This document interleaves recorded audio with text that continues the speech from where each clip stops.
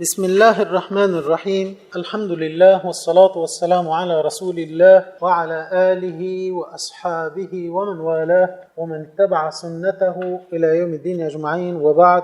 قال الله تبارك وتعالى: أعوذ بالله من الشيطان الرجيم: وأن هذا صراطي مستقيما فاتبعوه ولا تتبعوا السبل فتفرق بكم عن سبيله ذلكم وصاكم به لعلكم تتقون. صدق الله العظيم. وقال رسول الله صلى الله عليه وسلم: افترقت اليهود على 71 فرقة، وافترقت النصارى على 72 فرقة، وستفترق هذه الأمة على 73 فرقة كلها في النار إلا واحدة. قيل: من هي يا رسول الله؟ قال: ما كان على من كان على مثل ما أنا عليه وأصحابي. رواه أبو داود والترمذي وابن ماجه والحاكم، وقال صحيح على شرط مسلم. د نن ورځې درس د موږ او تاسې د باطلو ادیانو، مذاهبو او افکارو د پیژندلو په اړه ده. د باطلو ادیانو، افکارو، د نظریاتو پیژندل او د حق او د باطل ترمنځ تفکیک کول دا یو شرعي ضرورت دی، او اسلامی مفاهیم چې وګوري نو محوري نقطې پکې همدغه دوه دي. یو خاطر د خیر پیژندل او په خیر عمل کول، که دا خیر په عقیده او تصور کې ده، که دا خیر په خلق او په سلوک کې ده، او که دا خیر په عمل کې او معاملاتو کې او د ژوند په نورو سیاسي او اجتماعي چارو کې ده. او بل خواته چې ګوري د شر پیژندل، له شر نه د خلکو ویرول، له شر نه د خلکو لري ساتل، او د شر په خلاف باندې مبارزه او جهاد او اقدام دی. که هغه د ولا او برا عقیده ده چې د کفر نه د برات خبره ده، پکې د اسلام سره د دوستۍ، هغه د جهاد خبره ده، که هغه د حدود خبره ده، که هغه د تعزیرات خبره ده. په شریعت کې تعزیرات د څه لپاره دي؟ چې د باطل مخه په ونیول شي. جهاد د څه لپاره ده؟ چې د کفر او د باطل مخه په باندې ونیول شي. حدود د څه لپاره دي؟ چې د باطل نه خلک پیرامه نه کړی شي. امر بالمعروف د څه لپاره ده؟ چې خلک د باطل په مقابل کې راپورته شي. نهی عن المنکر د څه لپاره ده؟ چې له باطل نه خلک ځان وساتي، او د ټولنې مصلحین، د ټولنې عام خلک د باطل په لمن کې لورلوېدل وساتي. نو د اسلام چې څومره مفاهیم دي دا ټول په اندغه دوه محوري نقطو باندې راڅرخي: د حق پیژندل او د هغه اتباع، د باطل پیژندل، له هغه نه ځان ساتل او د هغه له منځه وړل. د دغو دوه هدفونو لپاره رب العالمین ټول انبیاء علیهم السلام را لېږلي دي، کتابونه را نازل کړي دي، او انبیاء علیهم السلام خپل امتونه په امدې روزلي چې د حق اتباع وکړي او د باطل نه ځان وساتي. نو د باطل او افکارو او نظریاتو او عقایدو پیژندل دا یو شرعي ضرورت دی. لکه څنګه چې د موږ او تاسو په نصابونو کې د حق په اړه باندې کافي معلومات موږ او تاسو لولو، په کار ده چې په همدې توازن د باطل په اړه باندې هم د موږ معلومات. رسول الله صلی الله علیه وسلم خپل صحابه کرام په باطل باندې پوهولي وو. دوی ته دا ور پوهولي وو چې باطل څه شی ده او باطل کې څومره ضررونه دي او څومره خطرونه دي او څنګه مقابله وکړي. نو ځکه خو د رسول الله صلی الله علیه وسلم په اصحابو کې د ارتداد پیښې نه دي. چیرې یو دوه داسې ټولې پیښې شوي دي چې څوک د بیرته مرتد شوي، یو یا دوه یا درې داسې ډېرې د ارتداد پیښې نه دي شوي. د نن زمانې غوندې نه دي چې په ډلهیز ډول دي خلک کله د کمونیزم کفر مني، کله د په میلیونونو انسانان د دیموکراسۍ کفر مني، کله د په میلیونونو انسانان د لیبرالیزم او د هیومنیزم او د معاصر الحاد کفر مني، کله د نصرانیت مني، کله د يهودیت په جال کې راګیر کیږي او خپل ټول هر څه د يهودیت د تقویه او د خبراوي او دغه د اهداف د تحقق لپاره په کار اچي. داسې وضعیت نه و. ولې؟ ځکه چې هغوی ته رسول الله صلی الله علیه وسلم د باطل ماهیت ور پیژاند، او بیا به کله د باطل له خوا نه دعوت ورته راغی، تاسو خبرې چې څه به ورسره کوي. د رسول الله صلی الله علیه وسلم هغه صحابي چې د غزوه تبوک نه د دوه نورو صحابه سره د مراره بن ربيع، هلال بن امیه سره پاتې شوی وو. هغه صحابي څوک وو؟ کعب بن مالک رضی الله عنه. رسول الله صلی الله علیه وسلم سره مقاطعه وکوله، تأدیبی مقاطعه. 50 ورځې څوک سره نه غږېدل. د عرب یو پادشاه په دې وضعیت خبر شو چې کعب ابن مالک نه رسول الله صلی الله علیه وسلم مرور شوی او د یو ډول بندیز لاندې نیولای دی.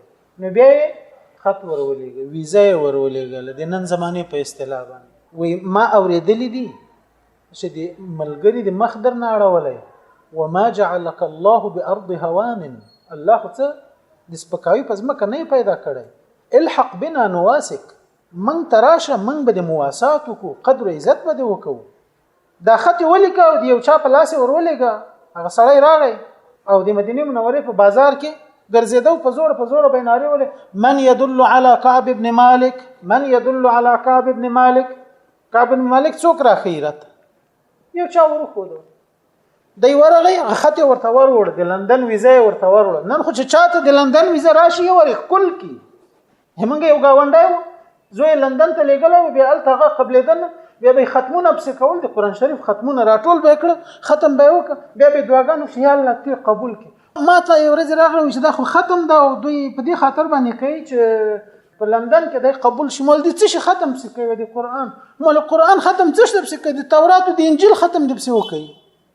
په انګريزي قبلي د انګريز قانون ور باندې مانی، د انګريز په نظام کې مزدور کوي، دغه د فکر او د عقیده پیروي جوړي او دغه په قانون امضا ته نه اخلي، ل اسلام تختی، ل جماعت تختی، ل جهاد تختی، ل عفت او پردې نه تختی، ل خپل اسلامي مسولیتونو نه تختی، زی لندن ته او بیا الته قبول شو نه دوی ختمونه پس کوي چې الله تی قبول کړي.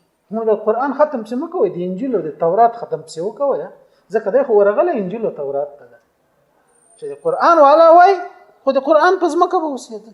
څه ضرورت و چې تللی د الته.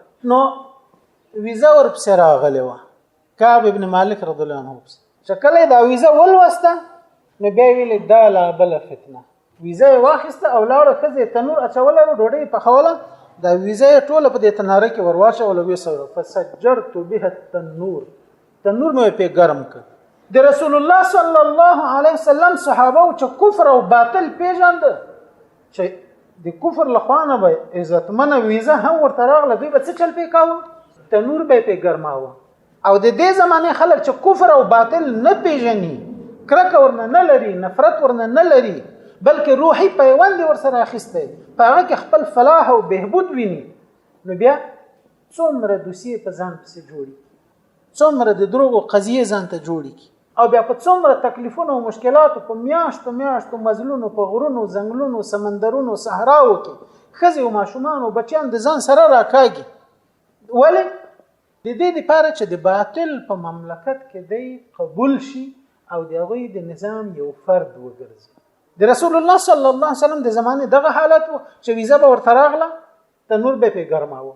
او نن زمانې کې چې چاته ویزا راشي د لندن او د امریکا، نو ښکلي کې او بیا شکرونه وباسي، او بیا لمغه ورځ نه بیا خیالات بدل شي. تله اعلان یې دلته ورته امریکایي شي. یو څوک و دی الته قبول شوی، بې سواده ښځه بیچارهګۍ دلته په کور کې پاتې وه، نو بې له غږه نه فرمان را صادر کړي چې زر مې ښځې ته ABC شروع کړه، انګلیسي ورته شروع کړه. ښځې ټول عمر کې الف ب ت نه وایي، د فرمان را صادر کوي ښځې ته انګلیسي ور شروع کړي چې د دې به انګلیسي گزاره نه کیږي، تر هغه پورې یو څه زده کړي. نو د حق او د باطل ترمن تفکیک او د باطل پیژندل د یو شرعي ضرورت ده، او چې کله دغه شرعي ضرورت پوره کېده، نو خلکو به د باطل په دعوت نامو باندې تنرونه ګرمول. خو چې کله تفکیک لرې شو، ډلې خلک یخرجون من دین الله افواجا، هغه وخت کې به يدخلون فی دین الله افواجا، اوس یخرجون من دین الله افواجا. همدا بیګاش په هلمند کې امریکایان او د هغوی غلامان د کفار ملیشي دا ورسره ملګري شي. په هلمند کې الته یو مدرسه چې واړه بچیان پکې اوسېږي، د قرآن حفظ کوي، بل هېڅ کار پکې حتی کتابونه لا پکې نه تدریسېږي. وایي د شپې په 10 بجې باندې امریکایان او دا ورسره افغاني سپیشل فورس دا راغله، موږ یې راویسو، د شپې په ډاګ کې ودرولو، نور د مدرسه ټوله داسې اواره کړه، دړې وړې قرآنونه، کتابونه، د ماشومانو بسترې، جامې، دا د بارودو چې هره خوا الوزولي، دا نن سهار مې ولیدل عکسونه. ماشومان وایي چې اوله پوښتنه رانه وکړه چې دلته څوک مشران شته؟ موږ ویل نه. دلته څوک مسلح طالبان راځي؟ نه، نشته. بزیاتي موږ ته چې بیرون وځي، سهارات، بیرون سهارات ته وځو، مدرسه یې ټوله دړې وړې کړه. ولې؟ بعد دوی نو حسابه مجاهدین جوړېږي. نو دغه د کفارو ملګرتیا له اخلاص شروع کړه د دې زمانه خلکو په نامه مسلمانانو. ولی ځکه چې باطل پیژنې نه، د باطل له ضررونو خبر نه دي، د باطل په انجام باندې پوه نه دي، د باطل آخرت انجام دا ورته معلوم نه ده. که معلوم ده بس داسې سطحي اورېدلې ده او منلې نه ده، زړه ته نه ده کوزه شوې. نو د کفر سره پخه ملګرتیا ده، کتاب، منبر، محراب، ملا، مسجد، خانقاه، جهاد، جبهه، له دې سره داسې دښمني ده لکه ثواب چې ورکې ګټي.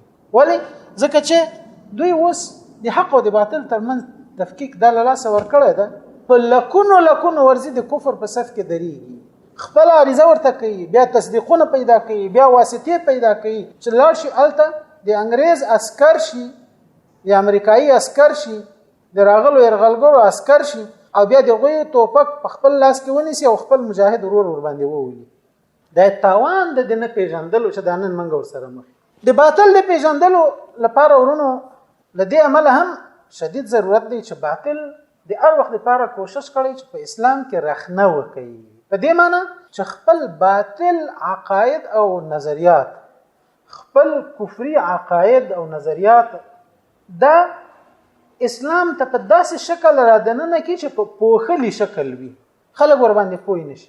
څومره باطل فرقې چې اسلام کې را پیدا شوي دي، هغه چې مخکې د رسول الله صلی الله علیه وسلم حدیث شریف می تاسو په مخکې عرض کړ چې رسول الله صلی الله علیه وسلم فرمایي چې يهود په 1 ډلو ویشل شوي وو او نصرانیان په 2 ډلو ویشل شوي وو او دا امت به په 3 ډلو ویشل کیږي، ټول به په جهنم کې پرته لوي.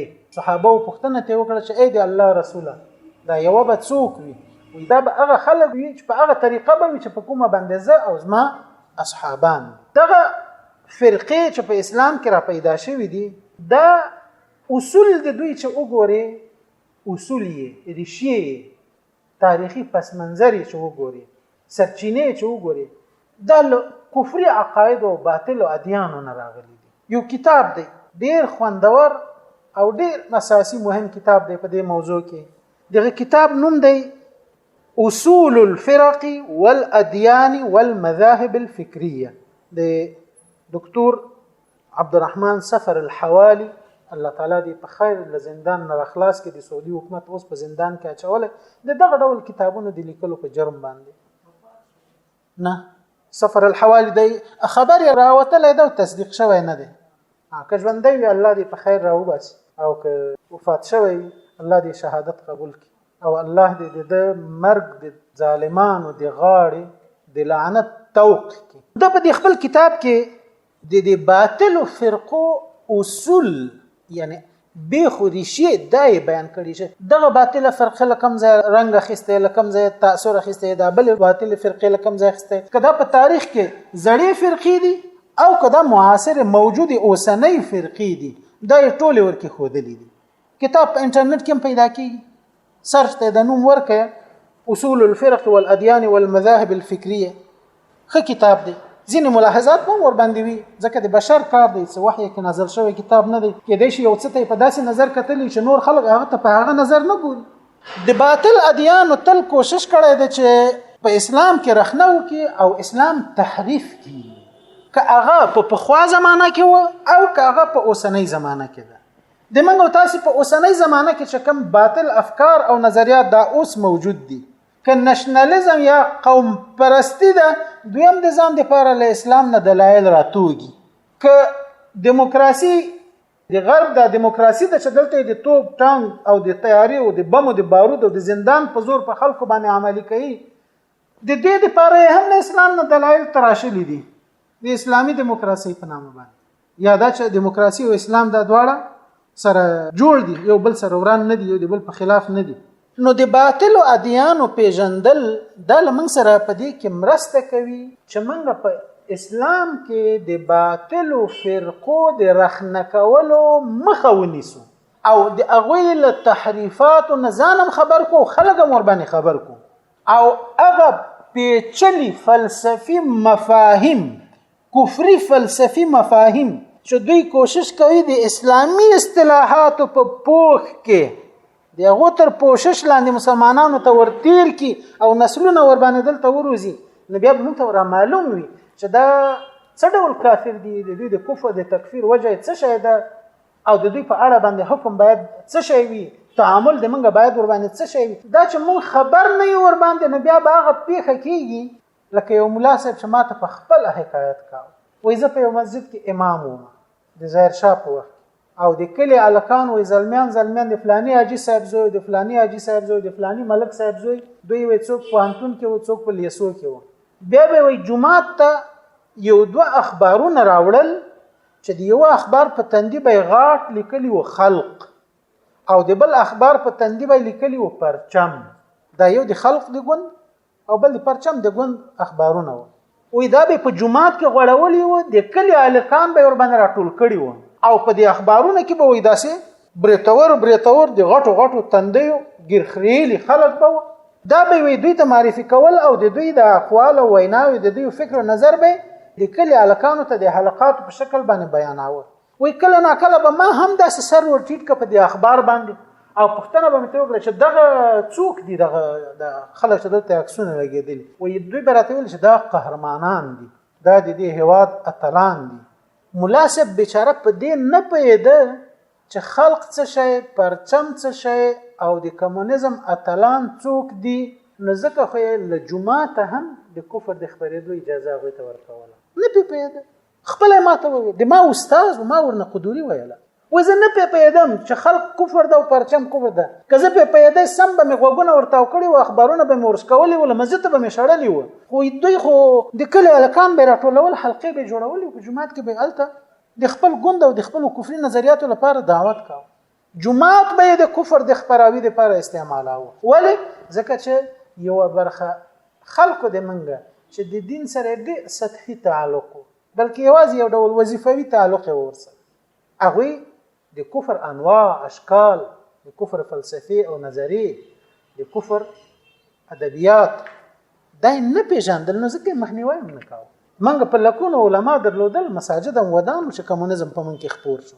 دا اوس موږ مساجد لرو که نه لرو، ملایان لرو که نه لرو، قاریان لرو که نه لرو، ښه ډېر لرو، شکر د مساجد هم ودان دي، محرابونه د قبلې په طرف کې تر اوسه شکر. خو دې لکونو ملایانو او مساجدو په وجود کې اوس دیموکراسي په من کې خوره شوه که نه، معاصر الحاد یا هیومانیزم دا په من کې خور شو که نه، لیبرالیزم په من کې خور شو که نه، شخصي ازادي د غرب په معیار باندې دا په من کې خوره شوه که نه، د ښځو بربنډتوب دا په من کې راغی که نه، قوانین د من تبدیل شوه که نه، په لکونو کفار د من په وطن مسلط شوه که نه، په لکونو خلک د منګه د کفارو په صف کې ودرېدل که نه.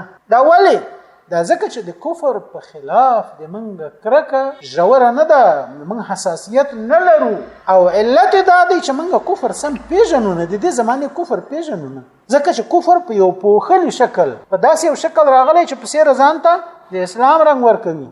خو دننه په منځ کې کفر. دا څه معنا چې وایي زه مسلمان یم خو د الله قانون نه منم، مسلمان یم د الله حاکمیت نه منم، مسلمان یم دوستی مې له کافرانو سره ده، مسلمان یم د مسلمان وژل مې اساسي وظیفه ده، مسلمان یم د کافر ترڅنګ درېدل لپاره تعهد کوم، امضا کوم، فورمه کوم، مسلمان یم کافر راته عسکریت او جنگ طریقه راخی، کافر راته هدف تشخیصي، مسلمان یم لکه سپی د کافر په مخ کې زغلم چې که څه مین بارود یو شی چې هغه ولا په ما والوزي اوله په دې کافرانو وانه لوزي. دا کومه مسلمانی ده؟ دا خو کفر د ماضی د اسلام نوم ور باندې. په دغه قانون اساسي کې چې بسم الله لیکل ده والحمدلله والصلاه والسلام علی رسول الله لیکل، په دې پسې متصل دا لیکل چې دا قانون اساسي به د خلکو په اراده ولاړ نظام جوړي، د شریعت مطابق نظام نه. دا قانون اساسي به د دیموکراسي د تحقق لپاره نظام جوړي، د اسلام د شریعت د تنفيذ لپاره نه، د دیموکراسي د تحقق لپاره. تاسو د افغانستان د اوسنۍ قانون اساسي وګورئ، د مقدمه یې راخلاصه کړي، د اوله ماده نه هم مخکې په صراحت باندې لیکل چې د دیموکراسي د تحقق لپاره دا نظام دی، د ولس په اراده باندې ولاړ نظام دی، د الله د دین د اراده مطابق نه، او د بشر د حقوقو د نړیوال اعلامیه د تطبیق لپاره به وي. هغه چې په 13مه ماده کې هر انسان ته د دین د بدلولو اجازه ورکوي، بلکې حق ګڼي. دا د هر انسان حق چې خپل دین بدل کړي. سهار کې مسلمان، غرمه کې يهودي شي، بیګا کې نصراني شي، د شپې هندو شي، سبای بودایی شي، غرمه ته بیا ملحد شي.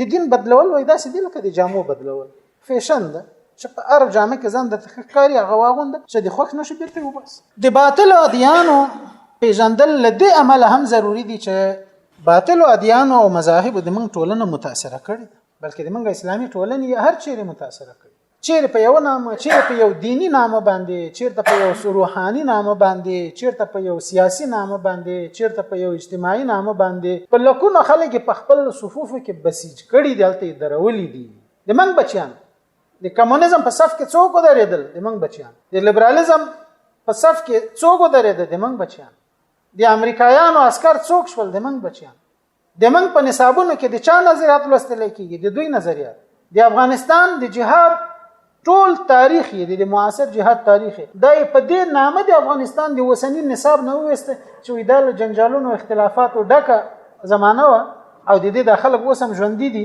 نو د ټولو باندې ناورین نوم کې خود یو مصیبت نوم کې خود دا حذف ک بيخي اشاره ورته نه کوله خو دوی چې کومه لوی جرګه جوړه کړې و دوی چې کومه دیموکراسي راوستلې ده دوی چې کومه د ګوند جرګه جوړه کړې دوی چې کومه قانون اساسي جوړ کړي د مادهوار په کتابونو کې شرح خپل هر څه چې د توپ او د ټانګ او د B250 تر سوري لاندې دلته قائم شوی دي د په نصاب کې ورټیلا کړ او د دې ولس د افتخارات او د جهادونو د عظمتونو تاریخ چې شوري ته ماتې ورکړې و هغه له تاریخ النصاب ووسته ولې دا د جنجالي زماني تاریخ ته اختلافات پیدا کړي د من ټولنه د باطل او ادیان او مذاهب نه متاثره ده نو د دې لپاره چې منګه مزید نور متاثر نشو راتلونکي نسلونه متاثر نشي منګه باید باطل وپیژنو په خپل نصابونو کې باید باطل منګه معرفي کو دا د ما نصاب چې 12 کاله 14 کاله 15 کاله ویل کېږي په دې کې د دې زمانه باطل ولنه معرفي کیږي صرف 8 کتابه نحو 8 کتابه منطق 14 کتابه د باطل پیژنګلوي او دغه په خلاف ذهن سازي چې د اسلام محوري مفهوم دی دې په اړه باندې اندغه وجه چې په لکونو خلک کله دیموکراسي په لمن کې ورولږي کله د کمونیزم په لمن کې ورولږي کله د نېشنلزم بیرغ پورته کی کله د مولا او محراب او مسجد او جهاد او جبهه په خلاف باندې ودرېږي ولې ځکه چې په نصاب کې څه نشته کنه د کفر او د کافر کېدلو په اړه په نصاب کې څه شته چې په دغه کافر کېږي د معاصر کفر چې نظام نیولې قانون نیولې میډیا نیولې نصاب نیولې ټولنه نیولې اخلاق نیولې د دې کفر په باره کې یو حرف لا نه تدریسيږي نو خلک کوم حساسیت ښکاري په څه بنا به یو موقف ونیسي د دې مقابله په کوم عقیده او په کوم انګیزه باندې وکړي دا چې د افغانانو لوی مصیبتونه څنګه د پردیو افکار او نظریات خصوصا د اروپایي افکارو له عمله راپېښ شوي دي په دې باندې ان شاء الله سبات خبرو سبحانك اللهم وبحمدك اشهد ان لا اله الا انت استغفرك واتوب اليك